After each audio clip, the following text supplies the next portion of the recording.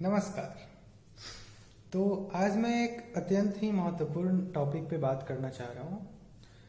बात तो यूँ पुरानी हो चुकी है, परंतु इतना आप कहें कि दुखद हुआ था, इतना कड़वा लगा था कि अब तक दिल में सबको याद होगा। मुझे तो याद है।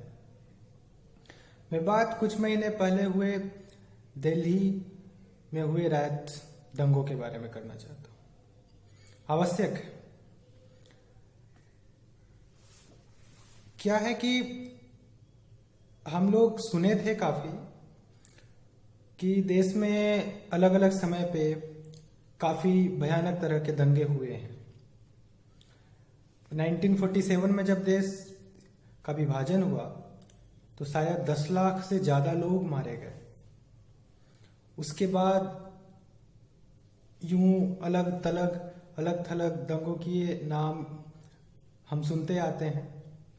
गुजरात के दंगे, मुजफ्फरपुर के दंगे, भागलपुर के दंगे। लेकिन मैंने अपने जीवन में कोई ऐसा अपने सामने होते हुए देखा नहीं था, बस सुना था कि हुआ था जी, तब हुआ था। तो एक पॉजिटिव चीज ये दिमाग में आती थी, देखो दंगों की बात सुन के ना दिमाग विचलित हो जाता है। बिल्कुल, क्योंकि ना इसमें होती है निर्दोषों की हत्या, जो कि अत्यंत ही अशोभनीय है।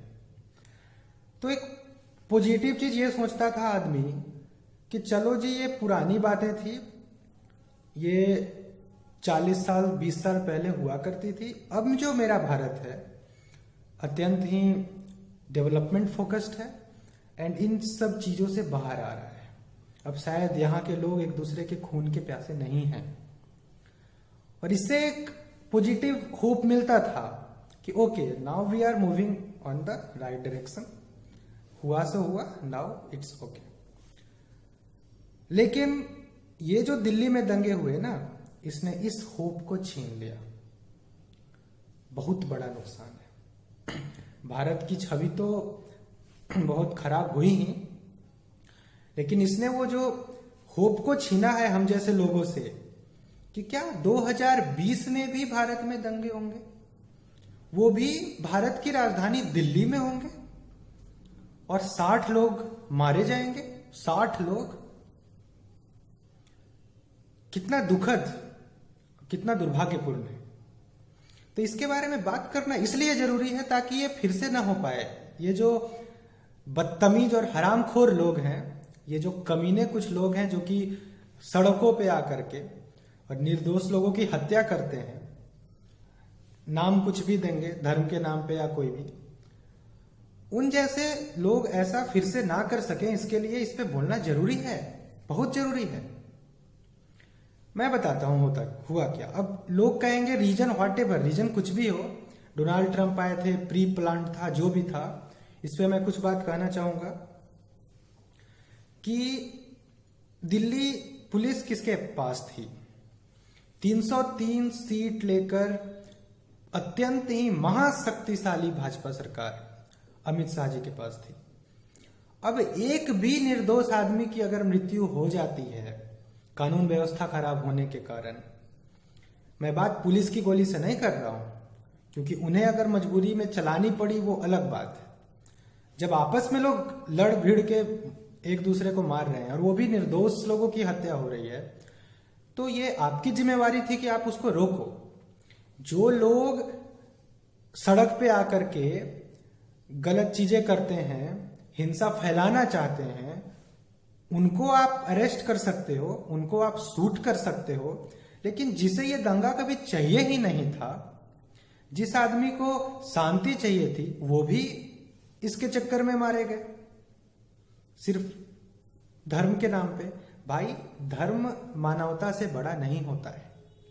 आप मानव की जान ही ले लोगे, चाहे वो किसी भी धर्म का हो, किसी निर्दोष की आप हत्या कर रहे हो, आप उसी समय अधार्मिक हो गए भाई। आप अपने धर्म के भी नहीं रहे। आप थोड़ा सोचना कभी, आप जिस दिन किसी निर्दोष की हत्या का सोच भी ले लोगे ना, आप अपने ही धर्म से खत्म हो जाओगे, आप एथिस्ट हो जाओगे, अधार्मिक हो जाओगे।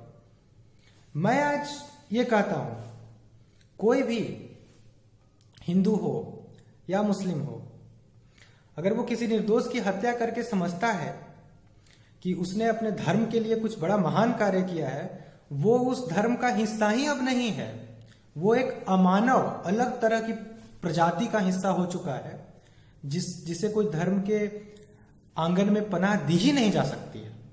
अब आप अमानव हो चुके हो और आपने जिसके लिए इतना कुछ किया, अपने दिमाग में गलत चीजें भर के आपने सोचा कि चलो करता हूं, वो चीजें आपको कोई फायदा दी नहीं, आप उस धर्म के हो ही नहीं हो। क्योंकि कोई भी धार्मिक लोग ना ऐसे तलवार लेकर के, बंदूक लेकर के किसी निर्दोष को मारने नहीं जाएगा, परंतु आपको ये गलतफहमी हो रखी है, चाहे कोई भी हो, कि मैं किसी निर्दोष को मार दूंगा तो उससे जो भी कुछ भी, ये चीजें बहुत गलत है।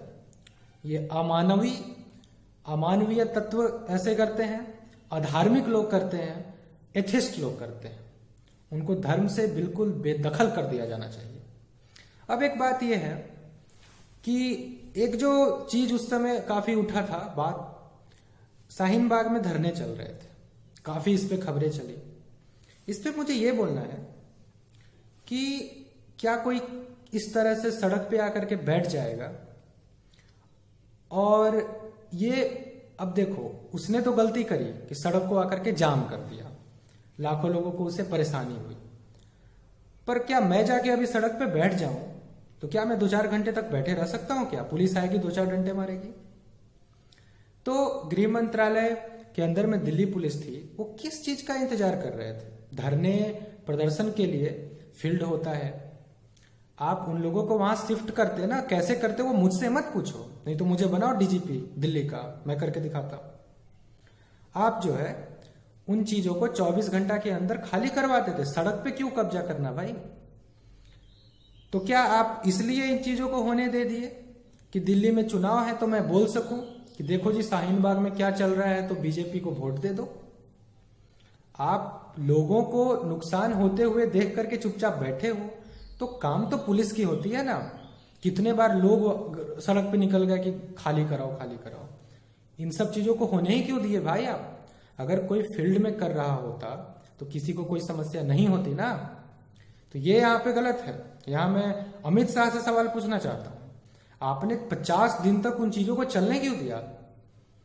आप जब टेररिस्ट अटैक को हैंडल कर लेते हो, नक्सलाइट अटैक को हैंडल कर पाते हो, लाखों के वीर हैंडल कर लेते हो, उसे भी आप हैंडल करते, दैट्स इट। मेरा मानना है कि किसी भी सड़क को कोई भी जाम नहीं कर सकता है, नहीं करना चाहिए। सड़क जो है आने जाने की जगह होती है। चाहे कोई भी धरना प्रदर्शन लोग करें, चाहे अपने रिजर्वेशन के लिए करें, चाहे किसी भी अन्य कारणों से, सड़क को जब आप जाम करते हो वो उसी समय गलत काम हो जाता है, क्योंकि उससे जनता को तकलीफ होती है भाई। इसलिए ये बहुत ही गलत चीज है। 50 दिनों तक आपने एक सड़क को जाम रखा, तो इसको खाली कैसे करवाते हैं? आप फोर्स यूज करो, समझाओ बुझाओ, रिक्वेस्ट करो, व्हाट एवर, पर यह काम गृह मंत्रालय का था, ये काम अमित शाह का था। तो उन्होंने वोट बैंक, वोट लेने का प्लान इसमें जोड़ दिया कि मैं शाहीन बाग का नाम ले ले करके और लोगों को बताऊंगा कि देखो इनसे तुम्हें कष्ट है इसलिए मुझे वोट दो, मैं आकर हटाऊंगा। ए भाई, दिल्ली में सरकार बनाते तो थोड़े ना पुलिस आपके हाथ में आता, पुलिस तो ऑलरेडी आपके हाथ में है। तो जो भी है, इससे मुझे बिल्कुल अच्छा नहीं लगा और नेगेटिव इमेज गई है अमित शाह की और जो भी है। और एक बात है, दंगों पे आते हैं। आप कहते हो कि दंगे सुनियोजित थे, डोनाल्ड ट्रंप के आने के कारण भारत की छवि खराब करने के लिए थे। ठीक है, मानते हैं और हम भी मानते हैं, जरूर वीडियोस देखे हमने, लोग ने प्लान कर रखे थे, ठीक है। पर मुझे ये बताओ कि वो प्लानिंग क्या आपको पता नहीं थी? क्या आपके पास आईबी है, सीबीआई है, रॉ है, आपको पता नहीं चली कि ये चीजें होने वाली है? जब अमेरिका के राष्ट्रपति आ रहे हैं तो क्या सावधानी नहीं बरतनी चाहिए थी? आप उनको पहले ही पकड़ लेते, इन चीजों को नहीं होने देते, पहले ही हर एक सड़क गली में, जब इतना बड़ा कांड होने वाला है, जब 60 लोगों को और कितना मतलब 1500-2000 गाड़ी जला दिया गया, घरों को जला दिया गया, 500 घरों को जलाया गया, 60 आदमी मर गए, मार मार के नाले में फेंक दिया गया। इन चीजों की प्लानिंग आपको पहले से पता थी, तब तो बोल रहे हो कि षड्यंत्र था, प्री प्लान था, यानी कि आपको ये चीजें पता थी, तो आपने उस लेवल की तैयारी क्यों नहीं की। अब आप कहोगे कि देखो जी, मैंने 6000 लोगों को तो मरने से रोक लिया, मैंने 15 दिन तक दंगे चलने नहीं दिए। भाई, मुझे एक भी आदमी की मृत्यु नहीं स्वीकार है। I can't accept the death of even a single innocent people. आप सत्ता में बैठे हो, आपके हाथ में पुलिस है, आप 100% करके दो भाई। ये नहीं बोलो कि 60 लोग मरे, 600 नहीं मरे ना, खुश रहो। ऐसे तो नहीं होगा। कोरोना वायरस तो नहीं है कि हम चाइना का पेंडेमिक मान के शोक करके रह जाएं। इसमें तो 5 आदमी भी मरता तो मैं आपको बोलता कि आपने क्यों ऐसा होने दिया। आपको व्यवस्था करनी चाहिए थी। आप कहोगे मैंने किया, मैंने बढ़ने नहीं दिया। ठीक है जी, कोई भी सरकार रहती तो करती, इसमें कौन सी तारीफ करूं मैं आपकी। कोई भी सरकार रहती तो करती ना। क्या मैं मान लूं कि कांग्रेस रहती तो लोगों को मरने छोड़ देती। अब देखो, दूसरों से कंपेयर ना करो। यहां पे लोग नहीं मरते तो मैं आपकी बात सुन लेता कि चलो आप बोल क्या रहे हो। 60 लोग मर गए भाई। जिस आदमी के लिए सारा टंट घंट देवानंद है, जिसके लिए आपको धर्म है, मंदिर है, मस्जिद है, स्कूल है, हॉस्पिटल है, सब किसके लिए है भाई? जिसके लिए लड़ते हो, पैसा, इकोनॉमी, जीडीपी, एवरीथिंग यहाँ के नागरिकों के लिए ही तो है, आदमी के लिए ही तो है। अब आदमी ही मर गया, आपका सारा सिस्टम फेल हो गया, आपका सारा भाषण का कोई मतलब नहीं रहा उस समय। एक निर्दोष की जान चली गई, सारा गड़बड़ हो गया जी। और यहाँ तो 60 लोगों की मृत्यु हो गई जी। चलो मैं आपको क्रेडिट दे देता हूं कि आपने 600 लोगों की मृत्यु रोक ली, 6000 लोगों की रोक ली, पर 60 लोगों की तो होने दे दी। 60 लोग क्यों मरे? गलत है। आप, आज का जमाना एडवांस है। ये जमाना 1900 का तो है नहीं, 1990 और 1947 का। आज आपको पहले ही इनपुट मिल जाता है कहां क्या होने वाला है, और आपको नहीं मिला तो फेल्योर स्वीकार कीजिए भाई। मुझे तो लगता था कि अमित शाह जी को इस्तीफा देनी चाहिए। भारत का राजधानी है दिल्ली, दिल्ली में एक चवन्नी उछलता है तो पूरे देश में 1000 रुपए उछलने के बराबर है। और दिल्ली में ये चीजें हुई, मुझे तो स्वीकार नहीं हो रहा था। वो दृश्य देख के आंख फट जा रहे थे कि दिल्ली में ये हो रहा है। सीरिया फेल कर दिया था इन लोगों ने, जिन्होंने भी किया। तो मैं क्या बोल दूं कि जिन्होंने किया उसकी गलती है, वो तो कर ही रहा है, उसको तुम शूट कर दो ना। मुझे कोई उससे हमदर्दी नहीं है।